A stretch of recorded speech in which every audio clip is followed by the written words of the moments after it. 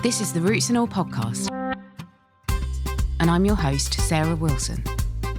Join me as I talk about all aspects of gardening with some of the top horticulturists from around the world. Welcome to this episode, where I'm joined once again by writer and naturalist Julian Hoffman. We dive into his latest book, Lifelines, and explore the fragile beauty of threatened landscapes, the deep connections between wildlife and culture, and what it means to belong. From regent honeyeaters losing their voices to the shifting borders that divide both people and animals, Julian shares stories that remind us of what's at stake and what still remains. Thank you for having me back on Roots and All. It's a pleasure to be here. As you say, we recorded a podcast with my last book, Irreplaceable, which was really about local communities kind of trying to protect and preserve places that were important to them, that were under threat, whether it was a community garden or a meadow or something as big as an ancient woodland. And in many ways, I think since then, I've kind of carried on trying to tell a similar set of stories, but in a very different way, I think. I still live beside the Prespa Lakes, this ancient pair of lakes high in the mountains of northern Greece, right on the borders with Albania and North Macedonia. So that's my home place. And I'm deeply, deeply embedded in that landscape. That is, really my anchor point, I suppose. And it's not quite Greece of the imagination for those who may not have listened to our previous podcast. There are no whitewashed houses. You'll rarely hear a bouzouki, but we do have brown bears in the beech woods, and we have thousands of pelicans that nest on these two lakes that are shared by three countries. So this is the place that I think drives a lot of my work. But from that point, I like to get out to the wider world to tell a set of stories, I think, about our connections to landscape, to plants, to the natural world, to really that living relationship that we can all engage in with the world around us. So you obviously write about your experiences in the Prespa region. What drew you there originally, just before we kind of launch into talking a bit more about your writing? Of course, our story of how we arrived in this remarkable and quite unique part of the Balkans was all because of a book. It kind of showed me the power of a book and really how words can change the arc of a life. My wife and I had been living in London, in North London, way back in the late 90s, and we were really ready for a major change. We were wanting to get out of the city with every opportunity we could to explore wetlands and marshes and woodlands and meadows wherever we could. And we were just really ripe for change, I think, but we had no idea where we would go until we once saw a review of a book in the back of the RSPB magazine. And it was a book called Prespa, A Story of Man and Nature, written by a Greek biologist called Yorgos Katsarakis. And this review was just marvelous. It talked about these stone villages, these two lakes, this bowl of great mountains. And we thought, well, it sounded like a wonderful place to perhaps spend a week on holiday, to go walking in the mountains and bird watching around the lakes. And when the book arrived a couple of weeks later in the post, we began reading it, and we opened a bottle of wine, and we looked at these photos in what is a rather extraordinary but very honest chronicle of a place that we had never heard of until we'd seen this review. And I think after we'd opened a second bottle of wine, which might have played a role in our decision, before going to bed that night, we decided that instead of going there for a holiday, we would just move there. And so we closed up our London lives. And 25 years later, we're still in the exact same village that we thought, or we hoped, I should probably say more accurately, might be the new place that we could put roots down in. Yeah, that's amazing. What a brilliant story. Thank you. Thank you. I mean, I look back now all these years later, and we've never regretted that move. But it still seems, how did we do that again? But that is what we did. It's brilliant. I love it. Testament to how sometimes we ought to just follow our whims and follow our desires, and that it can happily work out. Absolutely. So You've been there for a while, and you very much immersed yourself in the culture and the landscape and got to know the nature around you. And you've got a new book out, which we kind of alluded to at the beginning. So can you just tell me a little bit about your book? Because I loved your book, Irreplaceable. And I have to say, whenever I speak to people and they ask me if you could recommend 3 books, then yours is one of the 3, because I think it's fantastic. I really love it. So what's your new book about? Well, firstly, thank you very much. It's really, really kind to say. The new book is called Lifelines, and its subtitle is Searching for Home in the Mountains of Greece. And it sort of emerged during the pandemic when so many of our plans, and when I say our, people in general, were cancelled or changed. And, we had to re-find in many respects our place in the world. And thankfully, I didn't really suffer any losses, of close family or friends like many people had to endure. My changes were insubstantial in comparison. But the book that I was hoping to write at the time, I couldn't write because obviously there were lockdowns and everything was sort of changed and cancelled.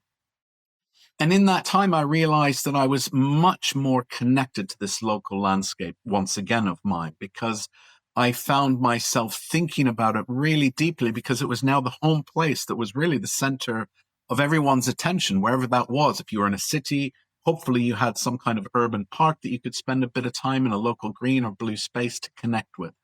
And so I began realizing, particularly during the lockdown, this idea of what lifelines might mean. And I realized that perhaps the time had come to share some of our journey to Greece as a personal lifeline, let's say, but to use that as a method of exploring other lifelines, because lifelines can be rivers that move and carry these extraordinary energies. Lifelines can be the stories we pass down to future generations. Lifelines can be the songs that birds teach the juveniles within a flock. Lifelines affect us in many ways. And of course, we're fundamentally changing the lifeline of the planet itself through climate change and the biodiversity crisis. And this book is, in many ways, at the very heart of it, is the Prespa Lakes, these two ancient bodies of water, and how we came to be there. But I really use it as a basis, I think, to tell a broader story that questions, what does belonging mean? How might we become more at home in the world? Because I think one of the things that I learned when we moved to Greece is that until then I'd always assumed that the word home was a noun. It was a sort of physical place. But I've realized much more fiercely, I think, since then, that actually home can be a verb as well, because it's an act of being in relationship, not just with a place, but with people and a community. And that the act of making a home can also be shared, that it needn't just be about this is my home, but actually home is also a network of connections with the plants around you, with the human neighbors, with the wrens that used to nest in an old swallow's nest on winter nights right above our front door. I realized that home is a much bigger concept and a broader idea. And so I wanted to tell a story really about belonging and shelter, I think. What I got from the book, and I may well be wrong, so please say, but I think that when you found perhaps there was some parts of life that were less complicated in terms of things like creature comforts even, and kind of modern conveniences, and you seemed to be living more in touch with the cycle of the weather and of nature. And I think maybe what I got from that was actually being at the mercy of nature made you more aware of the sort of, the vagaries of nature and how life could be more precipitous. Was that the case? Yes, in many respects, it kind of was. I mean, that was partially, our desire, I think, was to be somewhere where we could grow a lot more of our food. As you know, having read the book, plants feature quite a lot because we became organic sort of farmers or market gardeners. And I tell stories about other people's relationship to plants. But we really wanted to find a way of life, let's say, that felt more in tune with the natural rhythms of the planet. Having said that, of course, one of the other things that I learned from making this move is that you still carry all of your issues and problems and difficulties with you. No simple change of place can resolve those. So that was one of the first lessons I kind of learned, that you still have to deal with all of those, which means that no move can simply take care of all the things, all the baggage that you carried with us. And so I think homing for us was really a process or a degree of mediation, both with ourselves in this new place that we were slowly and gradually becoming to know through walking in this landscape, beginning to learn a new language and listening to the stories of local people. But I think what you're sort of alluding to in a way when you begin talking about the weather, for example, or the rhythms of the earth, is that a lot of it is actually fundamentally and ultimately about attention and about perception. And I think ever since we made this big change in our lives, I've tried to be more focused on that living world that we're sort of nested within and to recognize what's going on. And I had an extraordinary moment this morning, which I'd like to share, because I'm staying with a really, really old friend of mine who actually appears in the book. And I'm in Totnes at the moment in Devon.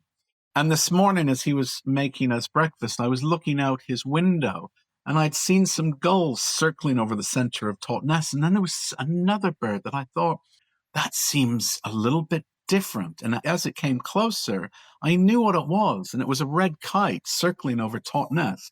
And my friend has lived here for 12 years and is a very avid bird watcher. And he'd never seen a red kite actually over Totnes itself.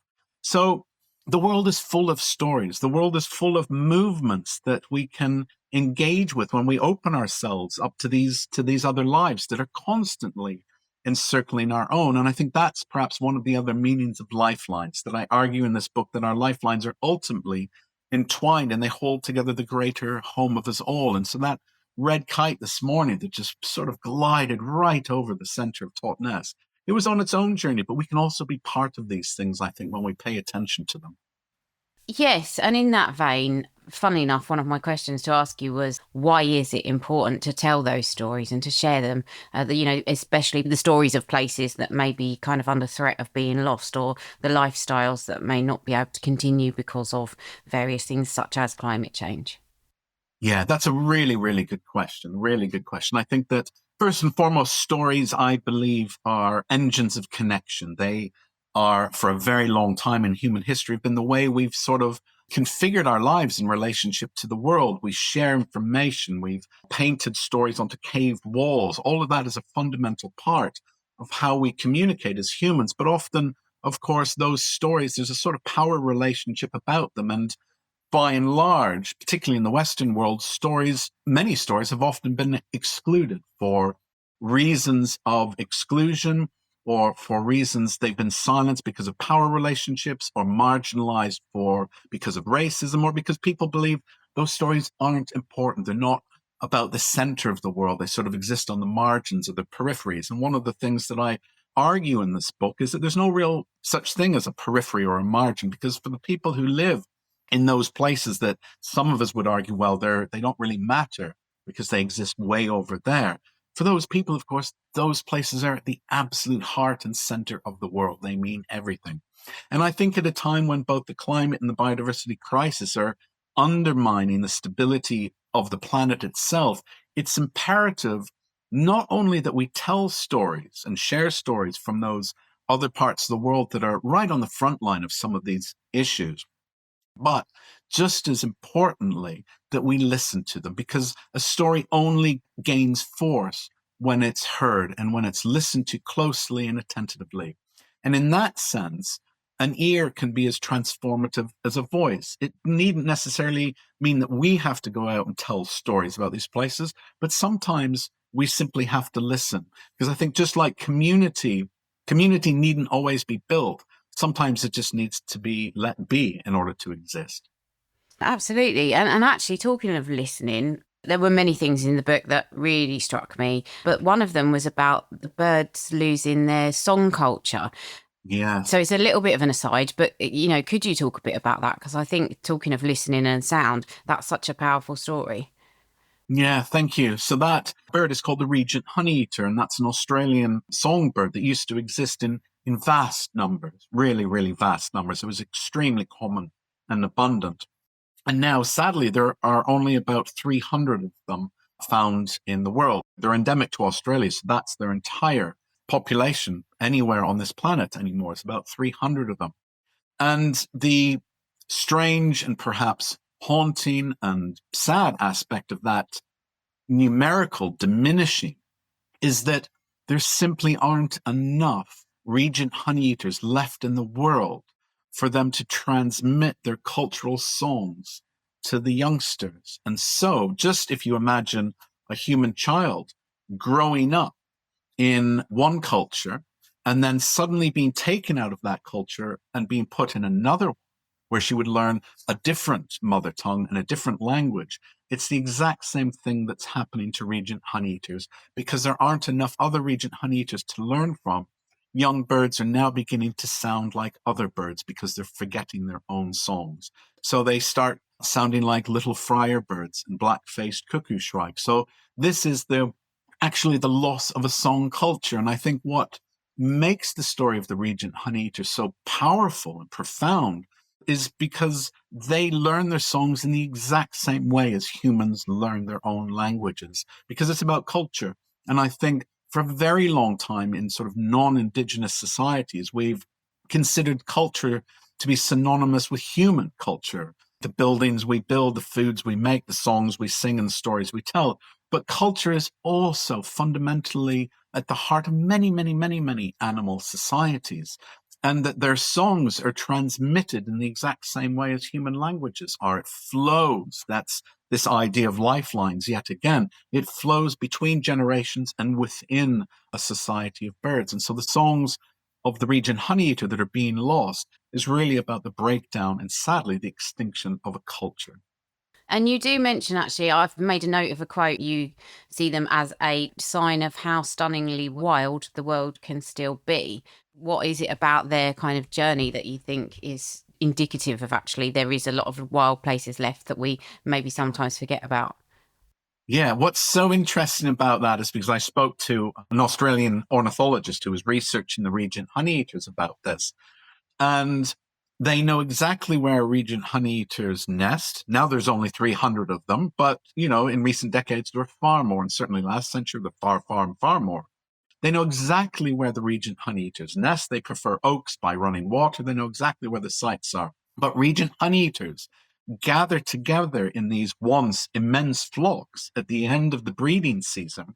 And this is where they transmit their songs and other behaviors to younger birds. They gather in these immense flocks, and then they depart from the breeding sites and they fly off and out and over the Australian hills. And to this day, nobody has any idea where they go.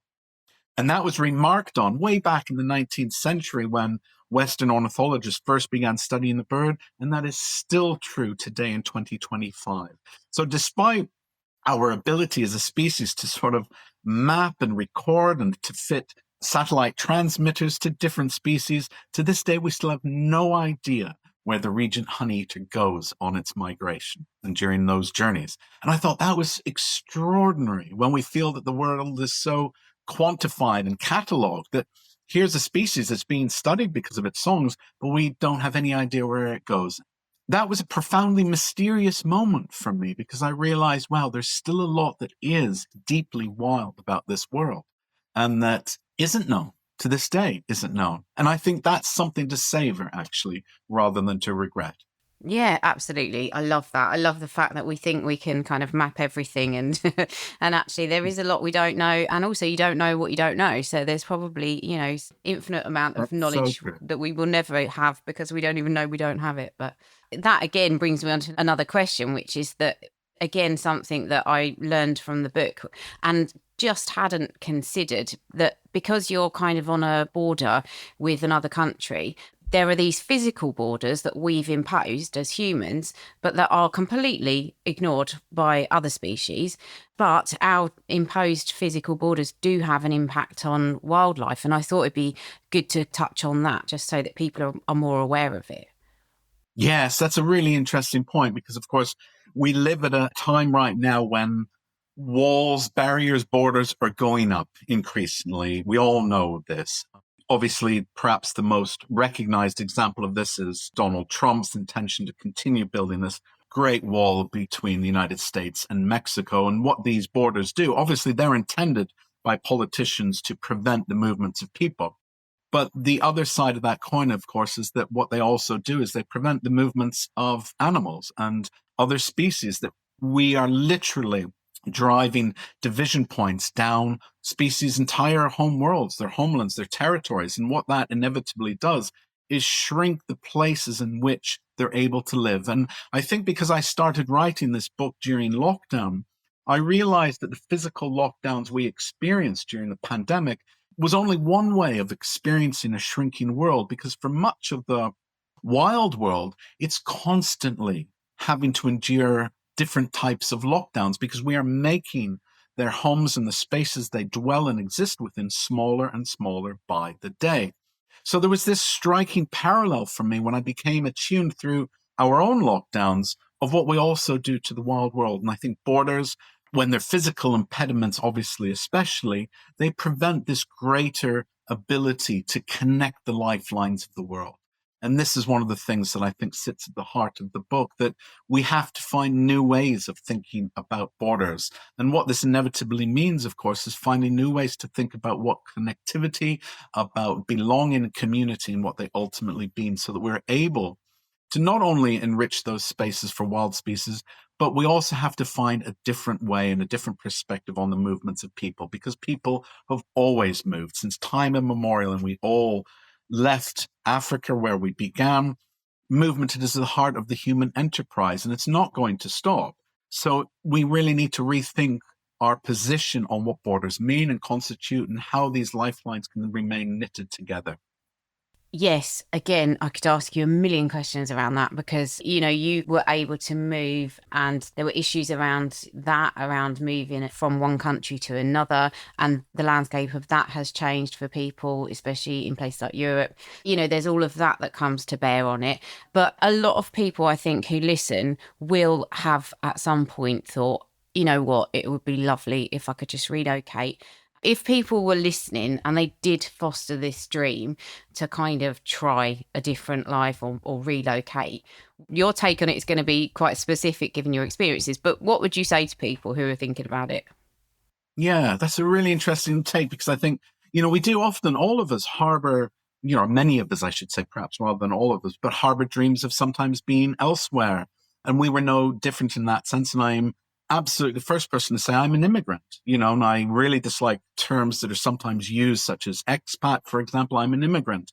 And in that sense, I'm no different from so many of the world's other immigrants. And my family had originally come from Germany way back in the 19th century. My great-grandfather ended up in England. He was an immigrant. My parents then departed for Canada, where I grew up. We were immigrants there, and I've now moved to Greece. And so movement has been at the heart of my personal lifeline, story of my ancestors in many respects. And so I think what I would say to those that are thinking about making a move similar to ours, the greatest advice I can give, I think, is to be open to what surrounds you, and also to the possibilities that might not seem to be there at first glance. But when you approach anything with an open heart and an open mind, I think things become more visible the more open you are. And I think as people, as humans, we do have a tendency to not be as open as we would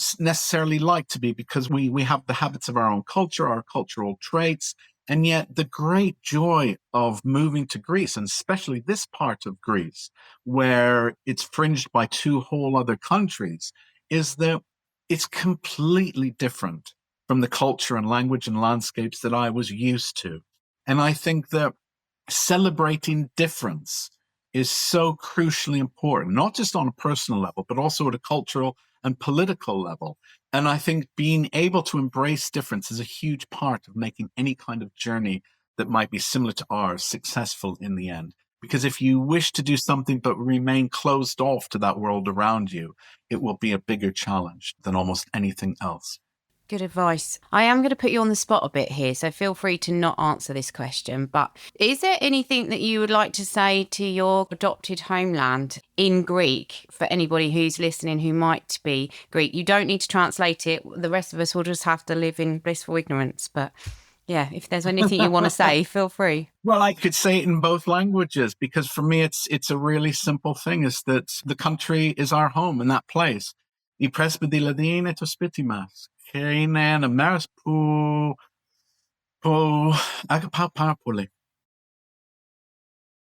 huge thank you to Julian for returning to share his insight and stories, and to you for continuing to support the podcast.